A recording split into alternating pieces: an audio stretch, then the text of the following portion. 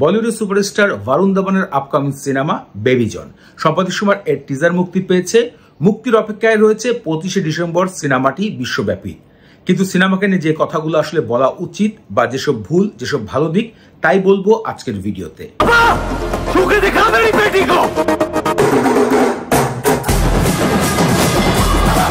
আপনারা হয়তো টিজার দেখে বা অফিসিয়ালি ভাবে অনেক জায়গাতে শুনতে পেরেছেন এই সিনেমাটা কিন্তু রিমেক করা হচ্ছে। তামিলের থেট সিনেমার থেকে এটা অফিসিয়ালি ভাবে রিমেক করা হচ্ছে। থেট সিনেমাটা 2016 সালে অ্যাটলিট কুমার পরিচালনা করেছিল। অ্যাটলিট কুমার কে? অ্যাটলিট কুমার হচ্ছে জওয়ান সিনেমার পরিচালক, যে লাস্ট টাইম শাহরুখ খানের সাথে সিনেমা করেছে, পরিচালনা করেছে। এবং জওয়ান সিনেমাটা দেখে বুঝতে পেরেছেন যে অ্যাটলিট কুমারের পরিচালনার দক্ষতা কতটা ভালো মানের। এবং এই যে থেট সিনেমাটায় অভিনয় করেছিলেন বিজয় চন্দ্রশেখর, মানে এক কথায় বিজয়, অন্যতম একজন সুপারস্টার তামিলের। তার অভিনয় স্কেল কিন্তু খুবই ভালো এবং তিনি যেসব কাজ করেছেন সেগুলো প্রত্যেকটাই গ্রহণ করার মতন। তো উনি 2016 সালে অলরেডি এই সিনেমায় কাজ করেছেন। তার সাথে অভিনয় করেছিল সামান্তা, এমি জ্যাকসন সহ আরো অনেক অভিনেতা অভিনেত্রী। সিনেমাটা মার্কেটে ভালো ব্যবসা করেছিল, হাতে তালি পড়েছিল সিনেমা হলগুলোতে। সেই সিনেমাটা 2014 সালে সেই গল্পকে রিমেক করে বলিউডে প্রচার করা হচ্ছে বেবি জন নামে। তো এখন কথা হচ্ছে একটা পয়েন্ট, সেটা হচ্ছে এই সিনেমার কিন্তু প্রডিউসারের দায়িত্বে আবার রয়েছে অ্যাটলিট কুমার নিজে।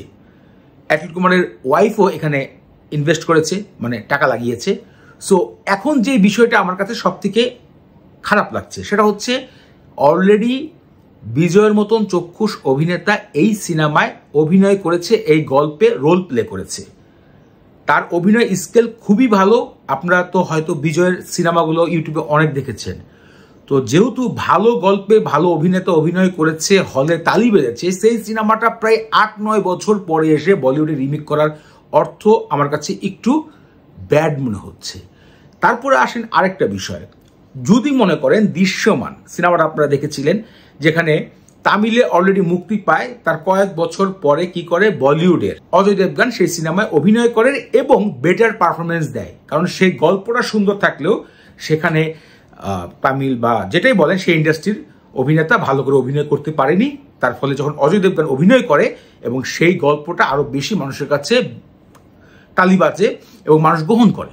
কিন্তু বিজয় খুবই একজন গ্রেট অ্যাক্টরস, তার ক্ষেত্রে অভিনয় করা হয়ে গেছে। সেই সিনেমাটা বরুণ ধাওয়ান কতটুক আগাতে পারবে এটা একটু ব্যাপার রয়েছে। হ্যাঁ, কিছু বিষয় আমি এখন বলি, যেমন বরুণ ধাওয়ান এখানে ভালো অ্যাকশন পারফরমেন্স আরেকটু বেশি করছে, কারণ যুগ বদলিয়েছে, সফটওয়্যার বদলিয়েছে, অ্যাকশন ক্যাটাগরি বদলিয়েছে, ক্যামেরার অ্যাঙ্গেল বদলিয়েছে, সেক্ষেত্রে ভালো পারফরমেন্স দেখা যাচ্ছে। গল্পটা আগেরটাই থাকবে অথবা সেই গল্পের সাথে একটু মশলাপাতি অ্যাড করবে। এখন যে বিষয়টা বলি, বরুণ ধাওয়ান ছাড়া বেবি জনের মধ্যে যে বিষয়টা সব থেকে বেশি আমার কাছে লেগেছে সেটা হচ্ছে এই সিনেমার ভিলেন।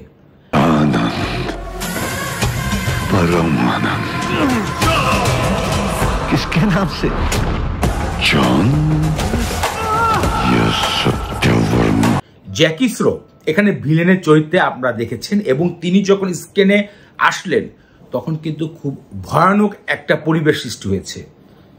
এই বিষয়টা হচ্ছে বেবি জনের একটা প্লাস পয়েন্ট আমি পেয়েছি। থেট সিনেমাটা যেটার মধ্যে বিজয় অভিনয় করেছিল সেই সিনেমাটার মধ্যে ভিলেনের কিন্তু এত খাতারনাক লুক ছিল না, কিন্তু বেবি জনের ভিতরে জ্যাকি শ্রফ যখন স্ক্রিনের সামনে আসে, স্ক্রিন কেঁপে বসে, ভয়ানক সিচুয়েশন শুরু হয়ে যায় এবং তার ডায়লগ, তার লুক খুবই খাতারনাক, ভয়ানক হয়ে ওঠে। এবং এই জিনিসটাই হচ্ছে সিনেমার টিজারে আমার কাছে চোখ কেড়েছে। लाखों में एक बार ऐसा होता है जो मरने से इनकार कर देता है, वो खुद को तोड़कर पुराने पंख छोड़कर इंतजार करता है।